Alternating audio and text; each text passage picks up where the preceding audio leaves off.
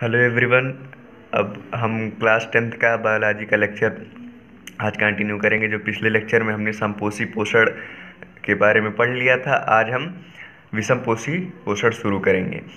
तो विषमपोषी पोषण में जो होता है वो जो जीव होते हैं, कोई जीव है तो या दूसरे जीव के ऊपर पूरी तरह से डिपेंड कर रहता है, तो इस प्रकार के पोषण को ही विषमपोषी पोषण कहते हैं। और जो जीव अपने पोषण के लिए किसी दूसरे जीव पर निर्भर रहता है, उस जीव को विषमपोषी जीव कहते हैं।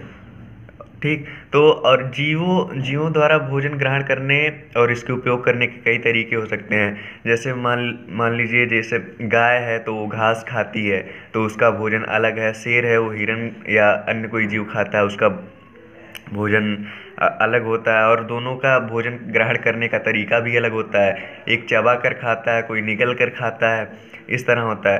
तो अब कुछ जीव ऐसे होते हैं जो भोज्य पदार्थ का विघटन शरीर के बाहर करते हैं, उसके बाद उसका अवशोषण करते हैं। अवशोषण क्या होता है कि जो जटिल पदार्थ हैं, यानी भोज्य पदार्थ होते हैं, वो जटिल अणुओं के रूप में रहते हैं।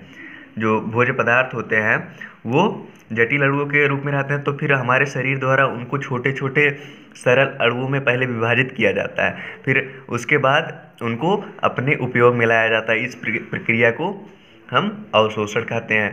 तो कई जीव ऐसे होते हैं जो हम लोग ये काम अपने शरीर के अंदर करते हैं, उसके बाद उपयोग करते हैं, लेकिन कई जीव ऐसे होते हैं जो शरीर के बाहर ही कर देते हैं, उसके बाद फिर उसका अवशोषण कर लेते हैं। जैसे फफूंदी, ईस्ट, मशरूम, कवक, ये सब होते हैं। आपने देखा होगा ये सब जो सड़े हुए लकड़ी के लट्ठे या फिर सड़े हुए खाद में ये सब पाए जाते हैं, तो पहले उसको छोटे छोटे सरल पदार्थों में और विघटित कर देते हैं, उसके बाद फिर इसको अपने शरीर के अंदर ग्रहण कर लेते हैं।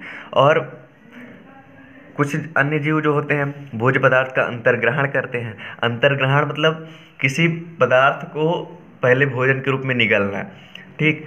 तो अंतर्ग्रहण, अवशोषण का मतलब समझ लिया आपने। अब अंतर्ग्रहण देखेंगे। अंतर्ग्रहण ये होता है कि हम जो भोज्य पदार्थ होता है उसको शरीर के अंदर अपने ग्रहण कर लेते हैं, उसके बाद फिर उसका पाचन का जो क्रिया है वो शरीर के अंदर ही होता है। उसको फिर शरीर के अंदर ही छोटे छोटे टुकड़ों में उसको विभाजित किया जाएगा, जटिल अणुओं को सरल अणुओं में विघटित किया जाएगा, उसके बाद फिर उसमें से आवश्यक पदार्थों को अवशोषित कर दिया जाएगा, अनावश्यक पदार्थों को शरीर से बाहर निकाल दिया जाता है।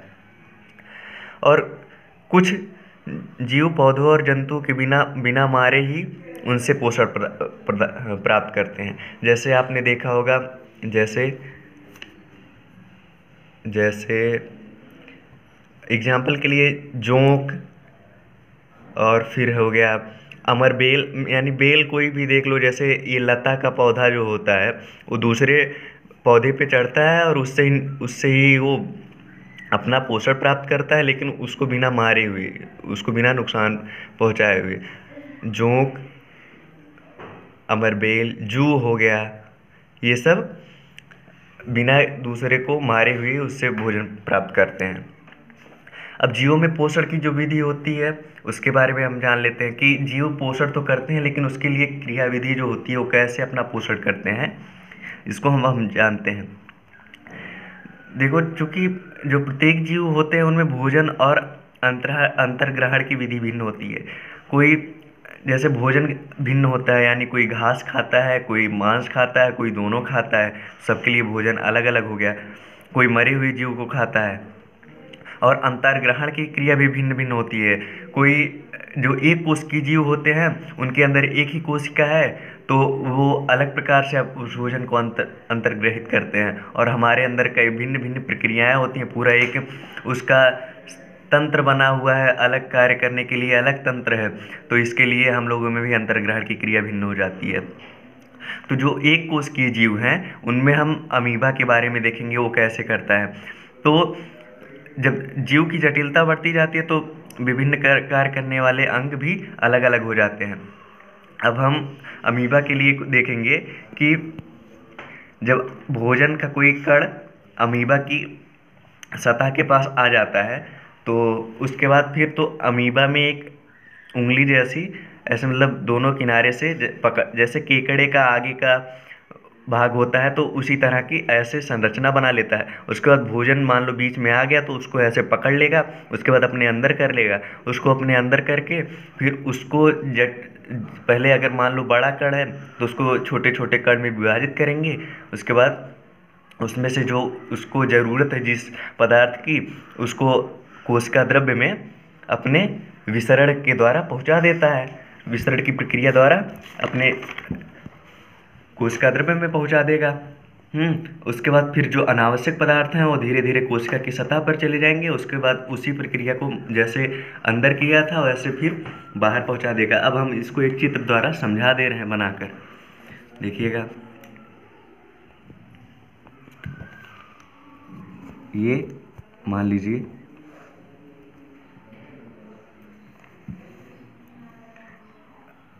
ये जो अमीबा की संरचना होती है कोई निश्चित नहीं होती है। मान लीजिए ये ऐसे है, अमीबा अमीबा है, ठीक।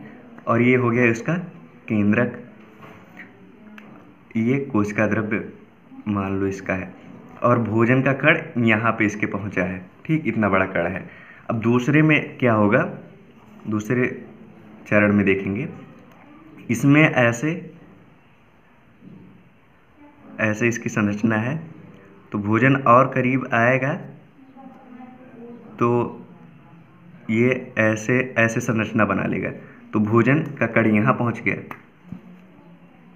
ठीक, यहाँ पे। अब धीरे धीरे ऐसे ये इसको बढ़ाता जाएगा। ये केंद्रक हो गया इसका, ये कोशिका द्रव्य हो गया, ठीक। अब अगले चरण में ये क्या करेगा, मान लीजिए ऐसे है, ऐसे कर लेगा, फिर ऐसे, ये भोजन का कण इसके अंदर आ गया, ठीक, ये इधर आ गया। अब क्या करेगा, ये इसको अंदर अपने एकदम पहुंचा लेगा शरीर के अंदर। फिर ये मान लो केंद्रक, कोशिका द्रव्य के पदार्थ, और ये आ जगह ये भोजन का कण। इसको जो संरचना बन गई इसको कहते हैं हम लोग खाद्य रिक्तिका। ये हो गया खाद्य रिक्तिका, रिक्तिका। ये हो गया अमीबा पूरा, उसका केंद्रक, केंद्रक। ये सब हो गया पूरा कोशिका द्रव्य, कोशिका द्रव्य।